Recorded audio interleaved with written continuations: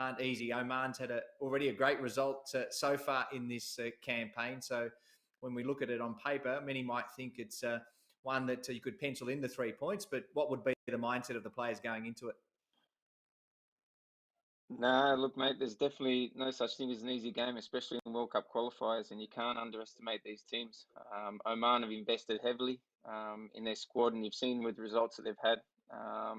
They're no pushover, and we're going to need to be at our best to ensure that we get the 3 points and move forward. And you've seen the boys in Qatar just getting together there. Most of the squad is in camp now. Graham Arnold, of course, made 2 additions to the squad, but it's a pretty balanced squad. And a couple of games the last 2 games were navigated really well. That big win for the Socceroos away from home as well against Vietnam, a tricky away trip. Yeah, it is, and the travel that the boys obviously had as well. And look, and Arnie he said that it was far from our best performance, but we got the job done, and that's the most important thing in these qualifiers. And with the travel and the conditions and all the rest of it, the boys to back it up and get those points was crucial, I think, in this group. I mentioned your 8 goals. Do you remember your first one? I think it was against Oman. We're going to have a look at it now. We've delved deep into the archives. This is Luke Wilkshire receiving the ball from Mark Bresciano. And did you say, where did that come off? Was that off your chest, your hand, your groin? Look, it's an odd one for me to be popping up in the box like that, because normally I'm the one delivering the balls when I was playing back in the day. But, I snuck in there, and I got to be honest, it did come off my left arm. I did it very well, and thankfully there was no VAR at the time.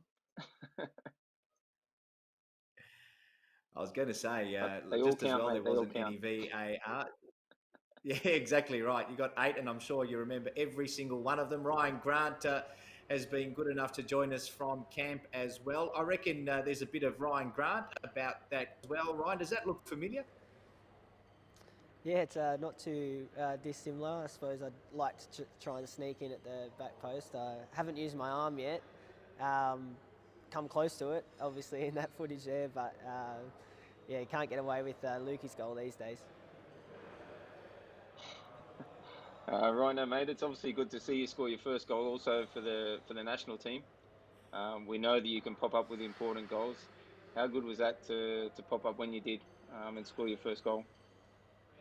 Yeah, it's awesome. I think I don't score too many goals, so to score a goal for me is always a big thing. But to do it for your country and in a World Cup qualifiers makes it even more special. So, and the fact that it ended up being a tight game and it being the winner, it was a great feeling.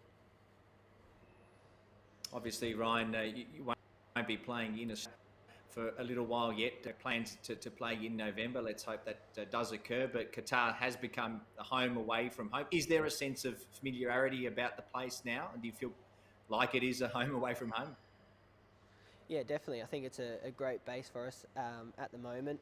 Everyone knows the situation of the world, so for everyone to come here and it be a meeting place for us makes it a lot easier. We've stayed at the same hotel and trained at the same facilities the last few times, so it does make it a lot easier, and it feels like a home away from home, like you said.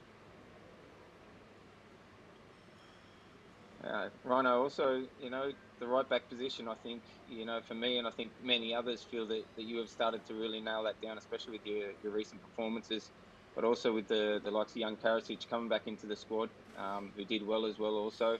That rivalry, it's always good to have, to make sure that everyone's on point.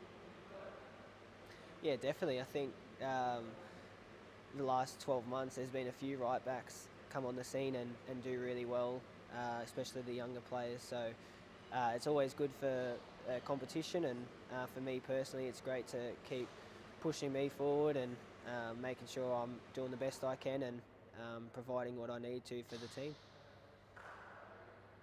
Fran Carrich is back in camp. We've seen him make his debut for the Socceroos recently. Tell us a little bit about what it's like to go head to him. Does it get a bit heated at training, Rhino? Nah, not at all. It's a great sort of culture we have here. The competition amongst all the boys is always strong. especially with the competition that we have. But it's good to be a part of it, and nothing's too serious. But at the end of the day, everyone wants to play, and but that's up to Arnie to make that decision. But everyone, like I said, is in a good frame of mind here. We've got a great culture, and I think that's the reason we've been doing so well of late. Now, we've had plenty of questions. It shouldn't be any surprise, Luke, that Rhyan Grant is one of the cult heroes of the Socceroos, and we've had to, look through all the questions and just take a couple for Rhino to answer tonight. So the first one is from Ryan McGowan, believe it or not. Why do you have your coffees extra hot? That's a silly question from Gaz. When he was at Sydney, I used to pick him up every morning, and he would have a coffee ready for me, and I always say extra shot. But he got it wrong, and so he's asking for extra hot every time and looking like a Derek. But that's just Gaz. He's just trying to have a laugh. You don't need them hot in Sydney. It's hot enough over there. Is it true you can't surf? Again, Ryan McGowan. He's stitching you up here. I mean, I'm definitely not a great surfer. Gauza, again, was living in Bondi and wanted to go out and try and get a few waves, so I took him. He really wanted me to get a photo of him holding the board in his wetsuit. That was the most important thing. Once he put his toe in the water, he was straight back in to shore, so he wasn't great, but I actually cut my chin open with him and made myself look like a bit of a kook, and now he's just not let me live it down. There's two things wrong with you, what you just said, McGowan. A wetsuit at Bondi. You don't need a wetsuit in Sydney. Come on, toughen up. If you're from Melbourne, you need a wetsuit. But Cammy Devlin sent in a question as well. How did you become so good at soccer? Oh, the boys, all of them. I don't know. It's a great question. I think Cammy needs to sort of ask that himself. He's been on fire the last couple of weeks, and I don't want to take credit, but I was there with him in Edinburgh for these first few games, so it's good to see him doing well. Tell us a little bit about your time in Scotland before we get to the next one, Palmy or Palmer. How was Scotland? You spent a bit of time there in between camps. Yeah, it was really good. It was a different experience for me. Obviously, I've been at Sydney my whole career, so to have a new experience, I suppose, was great for me. And Edinburgh is a beautiful city, so that aside, it was really good. And then, obviously, the football was great. It was a great standard, and like I said, it was good for me to test myself and see what it was like in Europe. And FC fans don't need to. You're not signing with Hibs or anyone like that over there. Were you training over there?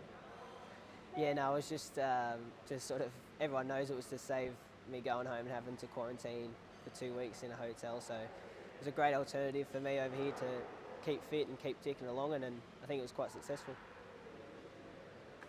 Now, from Soccer Twitter, for both of you, Luke and Ryan, is it Palmy or Palmer? Luke. Palmer. Ryan. I say Palmy. Chicken Palmer for me. You're outvoted, Rhino. What other position would you like to play at right if right back was taken? From Jezza. Fancy myself as a goalkeeper. I think I'm better with the ball in my hands than with my feet. And at training, we're constantly. Do I remember correctly that was there a game where you did put the gloves on for Sydney FC? Was it this season? Yeah, it was in the Champions League actually at the start of the season. Keeper Tommy got sent off, and I was more than happy to go grab the gloves and try and impress, but I didn't get to make a save, unfortunately. Very good. I do remember that. Thanks for joining us, Ryan. We look forward to seeing you out there in the green and gold over the next week. Thanks, guys. Cheers. See you soon. See you, mate. Fantastic. Good to see him, Luke, at a position that you're really familiar with, of course. And you touched on Ryan Grant and him, solidifying his spot in this side. He's been, since making his debut, he played through the Asian Cup. He had that number one grass spot. But Frank Carrich now is offering some real stiff competition for that role. He is. He definitely is, and that competition. And Rhino touched on it. It's healthy competition within the group, and I know Arnie's bang on about the culture, and that's been always a strength of the Australian national team and the Socceroos. But Carrich has come in and he's impressed when he's had his moments, and having him there and pushing Rhino is going to really make sure that Rhino's on form and performing to keep his spot. And like I said, I think Arnie will be very happy to have both of these players vying for that right back's position.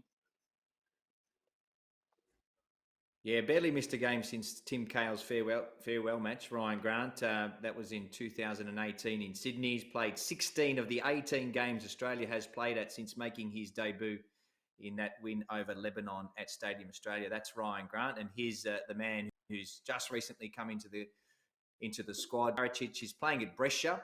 This season hasn't played a lot of football, got injured early on, and has struggled to get back into that Brescia side. They're second on the table in the Serie B, so they're a really strong side, and most likely playing in the Serie A next season would be great for Fran as well, Luke.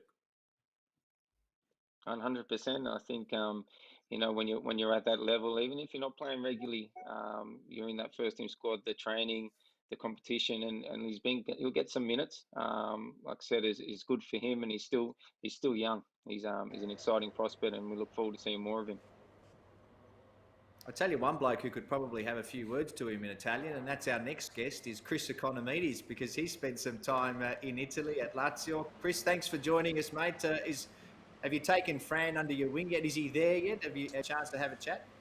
I haven't seen him just yet, but I saw him over in Kuwait a few months ago and gave him a few little words in Italian so that he can start learning for when he gets there.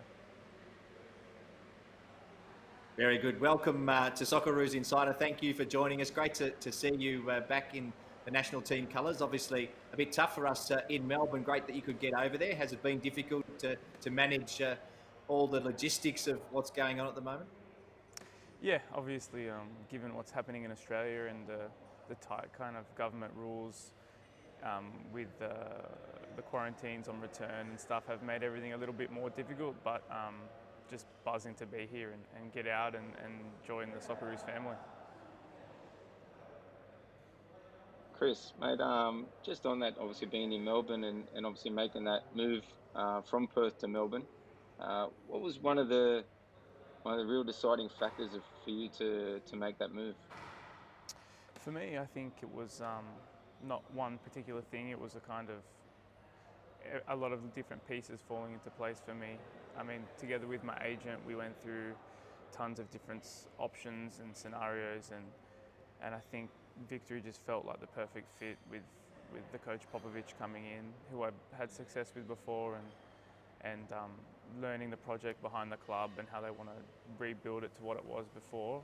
It just felt like the right time to join the club and the right option for me.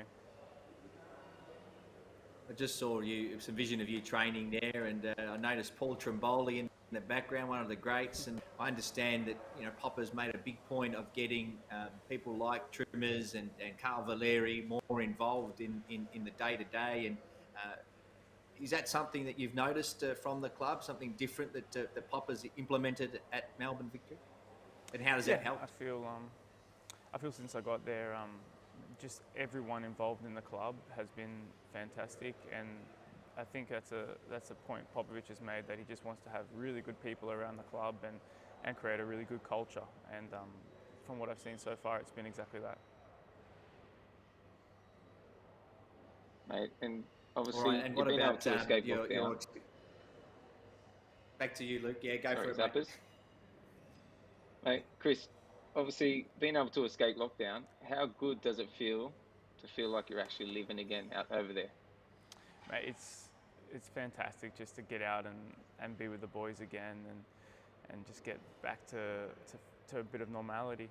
I mean, Melbourne's going through a hard time right now, and I guess I'm fortunate enough to get out and continue living my dream and doing my job.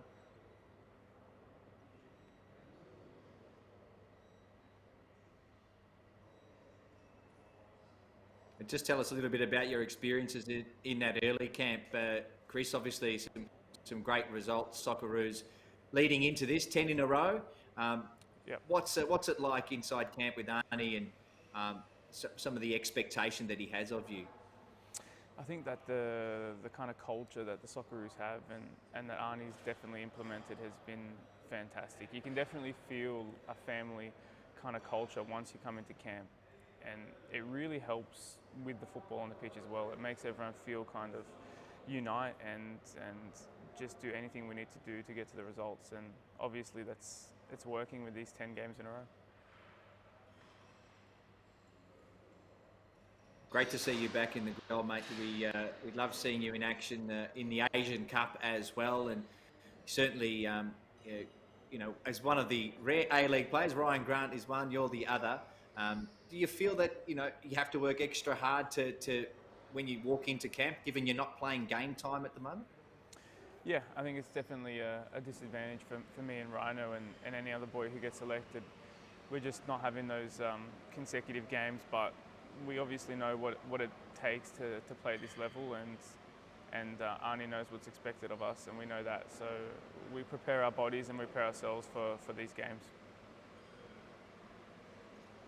All right, and let's get into some social media questions for you. Obviously, the big name signing for the A-League men this week was Daniel Sturridge. What was your reaction when you heard he was coming to A-League men? I think it was fantastic. I was a little bit surprised and pretty happy. I think it's just going to be great for the league and for football in Australia in general. So hopefully he can continue to make an impact off the pitch and see Australia grow. From Noah, if you could play in any Prem team, who would it be? I've supported Liverpool since I was a little kid, so I'd have to go with them. Might struggle to get into that side at the moment. They're going okay. They're in form, aren't yeah, they? but it would be a dream come true. And a few Aussies have gone there and done that. So don't rule it out, Chris. We're backing you. Pineapple on pizza, yes or no? Now, Chris lived in Italy. I know what the answer to this is going to be. I lived in Italy, so for me it's a no, but I don't judge people if they want to put pineapple. Everyone, each to their own. I tell you, your boss, Graham Arnold, on my new podcast, which I'll get a quick plug in for, mentioned that we had this same question to him, and he said yes to pineapple on pizza. What about you, Luke? Yes or no for pineapple? No, mate, I'm sorry. I understand that people do it, but I'm also a little bit more cultured than that. I'd say no. A good one. That will get back to Arnie too. Favourite Socceroos moment? I might ask you both. I'll start with Chris. Favourite Socceroos moment for you, Chris, so far? So my personal Socceroos favourite moment was it would have to be the game I played against Greece in Sydney. It had a bit of significant value to me as my grandparents from Italy came and got to watch me play live in the stadium against their home country as well. So that was a bit of a special moment for me. And my favourite Socceroos time in general was when we qualified for the World Cup in '06. Yeah, we all remember that one. Luke? Mate, it's hard because every moment you get winter camp and you get a chance to pull on that jersey, it's special. But obviously qualifying for World Cups, playing in the World Cup, it doesn't get any better for any footballer. I believe it's the pinnacle of our game.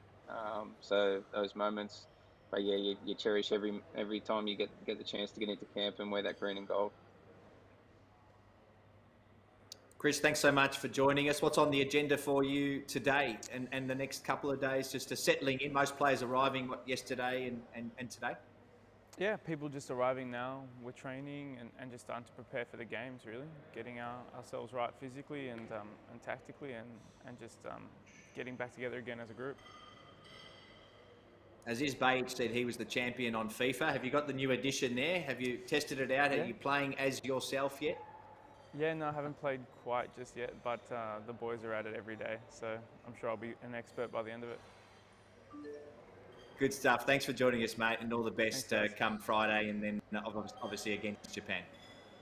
Thank you, guys. Good to see you.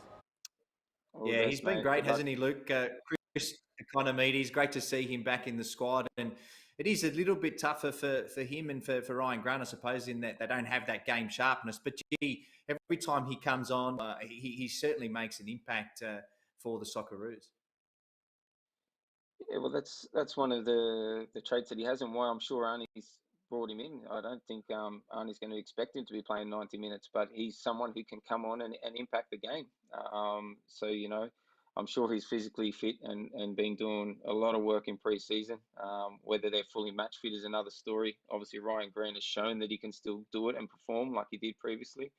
So it's a good opportunity, and obviously being one of the A-League players, it's brilliant for the game. Yeah, if there's one thing we've learned about Tony Popovich coach sides is that they are very fit. So I'd imagine Chris will fall into that basket heading into camp. Now, a couple of questions for you as well from social media, Luke. So from Dino, do you base your coaching or experience in the Socceroos or playing overseas, FC Twente? My coach, the way I try and do things, I've sort of picked bits and pieces from different managers that I've worked under over the years, and try and implement that, and the way I believe football should be played, and how I want people to enjoy watching a team that I'm managing. It's a form of entertainment, and you want to win, that winning mentality. But you need players that want to come, and I know Arnie's good at building the culture in the Socceroos, that the players are itching to get into camp, and they want to be there, and they want to train, they want to work for you and for each other. And I'm a big believer in that. How different is life as a manager compared to as a player? Mate, it's definitely different. I got a newfound respect for managers coming out of it. So look, it's never ending. As a player, you go in, yeah, you work, and then you go home and you relax and you unwind. Now on the other side of things, it's fair to say it is never ending. It comes home with you more than ever. But at the same time, it's very satisfying when you see your work and your efforts go into building a good team, and seeing players achieve something. We've also got one from, I won't go through that name because I can't read it. What's your favourite chocolate? Oh, favourite chocolate? Have to go peanut M&Ms. I'm a flake man myself. M&Ms. Yeah, I'm not massive on the chocolates. I'm not massive, but no, the peanut M&Ms, they get me. I like to have a few of them when I have my espressos. Very good. Yeah, I love an espresso as well. Final thoughts from you, Luke, just before we let you go. Coming up, obviously, these games, you touched on Oman, and they had a massive result in their first outing in this group. And look at Japan and their position on the table. You've played against Japan throughout your career, great rivals of the Socceroos. Going to hosting Australia in Japan, all the expectation will be on the host nation for that one. And given their position on the table, we know that the top two teams qualify automatically. The third goes into a playoff. This has all the ingredients of a real classic. Yeah, there's no doubt. Always the games we've had against the Japanese are always been good games. It's a tough place to go. They are a good team, but the position in the table is not great for them at the moment. So they're going to be desperate for the 3 points. These two games are massive for us. We've put ourselves in a really good position. And positive results in these next two games can really set us up going into the final stretch. So it's exciting. I look forward to watching it on 10, and then obviously being there on 10 as well to host that game against Japan. It's going to be a cracker. Yeah, here's a reminder of what's coming up. Australia and Oman, and of course Australia and Japan. You scored a goal against. We just had a quick look at that penalty against Japan. Take us through that. How did you get the penalty duties? Mate, I think I scored 6 of my 8 goals with penalties, I believe. So I have to have a quick look. But no, I was good at penalties. I could take a penalty. But yeah, that was a big game for us. I think it was Millsy, correct me if I'm wrong, was sent off. So with 10 men, we'd had a massive trip coming back to Australia for that game. So the travel, a short turnaround, with 10 men, we put in a massive performance, and yeah, managed to get a point, salvage a point from that penalty. Millsy wasn't bad from the penalty spot either. Maybe that explains it. If he was off the ground, you didn't have to wrestle him for the ball.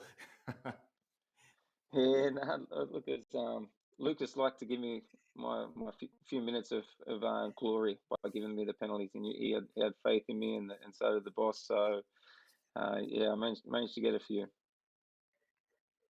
Well done, 8 goals, and I'm sure you remember every one of them. But that first one, always extra special. We thank you for joining us tonight on Socceroos Insider. We look forward to seeing you behind the desk on Channel 10 for that game against Japan. And thank you.